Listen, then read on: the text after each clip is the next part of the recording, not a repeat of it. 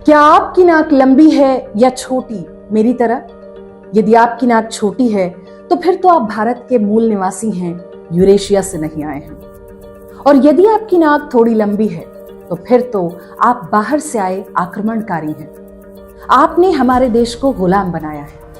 आप सोच रहे होंगे कि ये कैसी बात हो रही है, लेकिन आपको जानकर आश्चर्य होगा कि कुछ इसी प्रकार से अंग्रेजों ने भारतीय समाज को जातियों में बांटने का कार्य किया था। जी हां, वही जातियां जिनके लिए आज हम हिंदू धर्म को दोषी मानते हैं। हिंदू धर्म की सबसे बड़ी बुराई उसका कास्ट सिस्टम है। ये बात आपने बहुत लोगों को कहते सुना होगा। कास्ट सिस्टम ने मनुष्य को बांट दिया है, किसी को छोटा तो किसी को बड़ा बना दिया है। ये वो झूठ है जो इतनी बार बोला और लिखा गया है कि अधिकांश लोग इसे सच मान चुके हैं। क्या वास्तव में कास्ट सिस्टम हिंदू धर्म की देन है? क्या वास्तव में हिंदू धर्म ग्रंथों ने मनुष्य को जन्म के आधार पर विभाजित किया? उत्तर जानने के लिए हमें तथ्यों और इतिहास की ओर देखना होगा। अंग्रेज जब भारत आए तो उन्होंने भारतीय समाज को समझने के लिए वही पैमाना अपनाया जो उनके समाज में होता था। इसे वो कास्ट कहते थे। ये शब्द पुर्तगाली भाषा के कास्टा से बना है। इसका प्रयोग यूरोपीय समाज में नस्लों अर्थात रेस के बीच अंतर करने के लिए किया जाता था। भारत में उन्होंने इसका अनुवाद जाति कर दिया। इससे पहले तक जाति शब्द का प्रयोग केवल उन समूहों के लिए किया जाता था जिनका जन्म एक प्रकार से होता है। न्याय सूत्र के अनुसार समान प्रसवात्मिका जाति अर्थात एक समान तरीके से जन्म लेने वाले एक जाति के हैं। धरती पर हर मनुष्य का जन्म एक ही प्रकार से होता है, इसलिए सामूहिक रूप से उन्हें मनुष्य जाति कहा जाता है। कालांतर में व्यवसाय और खानपान के आधार पर भी जाति शब्द का प्रयोग होने लगा होगा, किंतु हिंदू धर्म या धर्मगुरुओं ने इसे कभी औपचारिक रूप से मान्यता नहीं दी। सारी समस्या यहीं से पैदा हुई। ये अनर्थ करने वाला व्यक्ति एक अंग्रेज अफसर था जिसका नाम था सर हर्बर्ट होप रिस्ली। वर्ष 1885 में उसने बंगाल प्रेसिडेंसी में एक अध्ययन आरंभ किया जिसे इथनोग्राफिक सर्वे ऑफ बंगाल के नाम से जाना जाता है। इसका उद्देश्य था यूरोपीय चश्मे से हिंदू समाज का जातीय विभाजन। इसका आधार था नाक की लंबाई और चौड़ाई का अनुपात। उसने हिंदुओं को आर्य और द्रविड़ के साथ साथ कुल 7 जातियों में बांट दिया। इन कथित जातियों को उसने अलग अलग रेस या नस्ल की तरह सिद्ध करने का प्रयास किया। हर्बर्ट रिस्ली ने यह कार्य पूरी तरह से ईसाई मिशनरियों के सहयोग से किया। हर्बर्ट रिस्ली का यह अध्ययन वर्ष 1891 में प्रकाशित हुआ। ब्रिटिश सरकार की आगे की सभी नीतियां और जनगणनाओं का आधार यही अध्ययन बना। नाक की लंबाई चौड़ाई के आधार पर जाति तय करने के उसके तरीके को नेजल इंडेक्स थ्योरी कहा जाता है। इससे पहले तथाकथित इंडोलॉजिस्ट मैक्स मूलर आर्यों के आक्रमण का झूठ गढ़ चुका था। उसका कहना था कि ब्राह्मण, क्षत्रिय और वैश्य आर्य थे और अन्य सभी जातियां अनार्य हैं। जिस प्रकार से अमेरिका में ईसाई मिशनरियों ने वहां के मूल निवासियों को नष्ट किया, वही फॉर्मूला उन्होंने भारतीय समाज पर फिट कर दिया। हर्बर्ट रिस्ली ने इसी को आगे बढ़ाने का काम किया। ये दावा किया कि आर्य जातियों का रंग गोरा है और काले लोग द्रविड़ हैं। मैक्स मूलर और हर्बर्ट रिस्ली दोनों ने ही अपने दावों का आधार ऋग्वेद की कुछ ऋचाओं को बनाया, जबकि दोनों को ही संस्कृत नहीं आती थी। उन्होंने जो अनुवाद कराया वो वास्तव में अर्थ का अनर्थ था। ऋग्वेद के 5वें मंडल के 29वें सूक्त के 10वें श्लोक के आधार पर दावा किया कि इसमें नाक के हिसाब से अलग जातियों की बात कही गई है। ये श्लोक है प्र अन्यत चक्रम अवृह सूर्यस्य कुत्साय अन्यत वरिवः यात्वे अकरित्यकः अनासो दस्यून अमृणो वधेन निदुर्योणे आवरणक मृध्रवाचः। अर्थात, हे राजन, जैसे सूर्य अपने आप चलायमान होता है, उसी प्रकार विमान आदि वाहनों से अपने राज्य का भ्रमण करते रहें। निर्लज्ज, चोर तथा दुष्ट वाणी वाले लोगों को दंडित करें। चोरी नहीं करने वालों और श्रेष्ठ वचन बोलने वालों की रक्षा करें। इस श्लोक में एक शब्द आता है अनासो। मैक्स मूलर ने इसका अर्थ निकाला था कि ऐसे लोग जिनकी नाक नहीं होती या चपटी होती है, जबकि इसका वास्तविक अर्थ निर्लज्जता है। मैक्स मूलर और रिस्ली ने ऋग्वेद के इस श्लोक का अर्थ बदल के दावा किया कि वेदों में छोटी नाक वालों को मारने का आदेश है, जबकि ये श्लोक एक राजा के कर्तव्य के बारे में है कि उसे कैसे सद्जनों की रक्षा और दुष्टों को दंडित करना चाहिए। हर्बर्ट रिस्ली से पहले तक भारतीय समाज में वर्ण व्यवस्था तो थी, लेकिन उसका एकमात्र उद्देश्य कार्यों और उत्तरदायित्व का बंटवारा था। इसके आधार पर ऊंच नीच या भेदभाव के कोई प्रमाणिक साक्ष्य नहीं मिलते हैं। ऐसा विभाजन विश्व के हर मानव समुदाय में पाया जाता है। भारतीय समाज में जातियां थीं, लेकिन अंग्रेजों ने उसे अपने कास्ट सिस्टम में फिट कर दिया।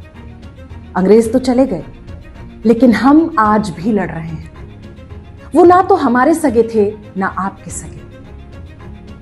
इस लड़ाई में हम भी मारे जाएंगे और आप भी मारे जाएंगे। अपने आसपास देखिए कितने गिद्ध ताक में बैठे हुए हैं। भारत में जातियों के रूप में सामाजिक विभाजन था, लेकिन उसका आधार नाक नहीं बल्कि व्यवसाय था।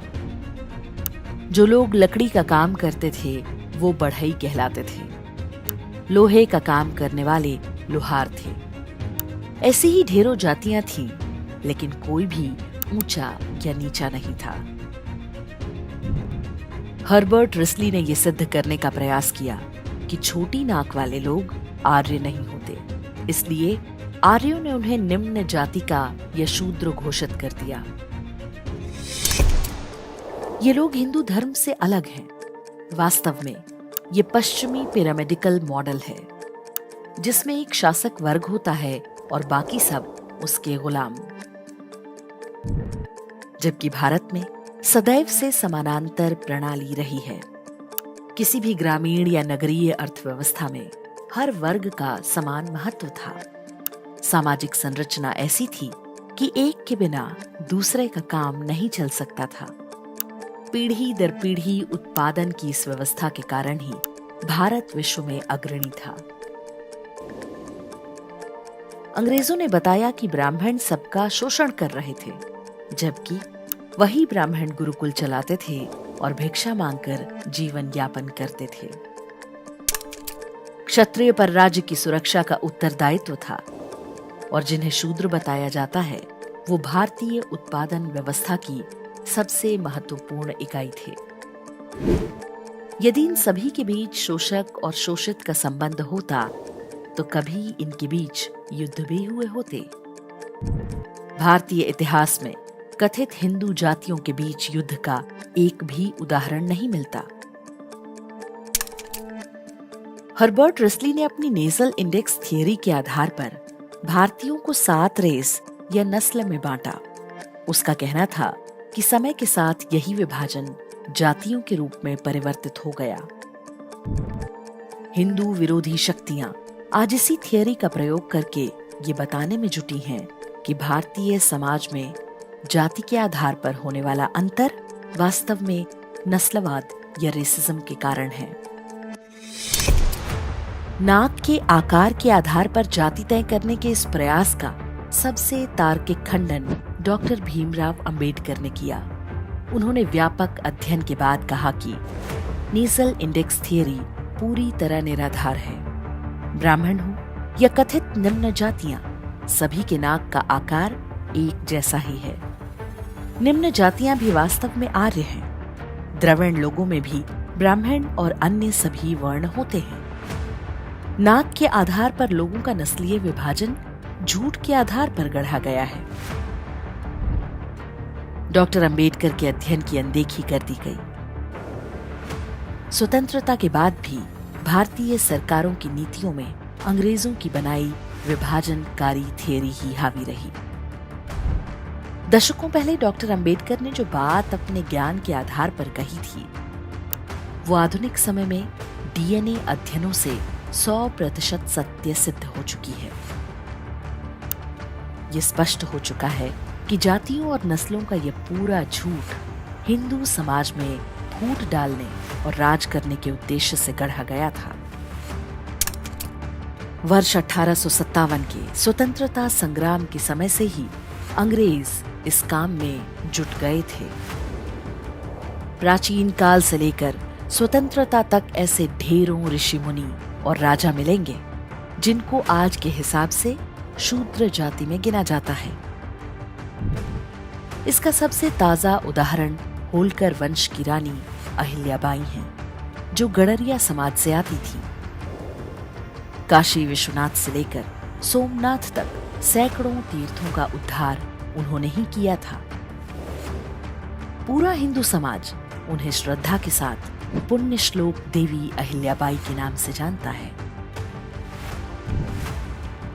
इसी प्रकार मध्यकालीन भारत में स्वामी रामानंद के 12 शिष्यों में से अधिकांश कथित निम्न जातियों के महापुरुष थे। मीराबाई क्षत्रिय थी, लेकिन उन्होंने राजस्थान से काशी आकर चमड़े का काम करने वाले संत रविदास को अपना गुरु बनाया। यदि मैक्स मुलर और हर्बर्ट रिस्ली की थियरी में लेश मात्र भी सच्चाई होती, तो क्या ये सभी हिंदू समाज के महापुरुषों में गिने गए होते? जाति के नाम पर अंग्रेजों ने भारतीय समाज में जो विष घोला, उसका दुष्परिणाम हम आज भी झेल रहे हैं। ये सत्य है कि समय के साथ जातीय श्रेष्ठता बोध और भेदभाव की प्रवृत्तियों ने भी समाज में स्थान बना लिया, लेकिन ये सभी विकृति और कुरीति से अधिक कुछ नहीं। ये तभी दूर होंगी जब हम इनके पीछे के व्यापक षड्यंत्र को समझेंगे। सबसे पहले हमें ये जानना और मानना होगा कि जाति या कास्ट सिस्टम हिंदू धर्म ने नहीं, बल्कि अंग्रेजों ने बनाया। उनका उद्देश्य हिंदुओं को बांटकर ईसाई बनाना था। वो आज भी अपने प्रयास में जुटे हैं। क्या हम उनकी चाल को समझ रहे हैं?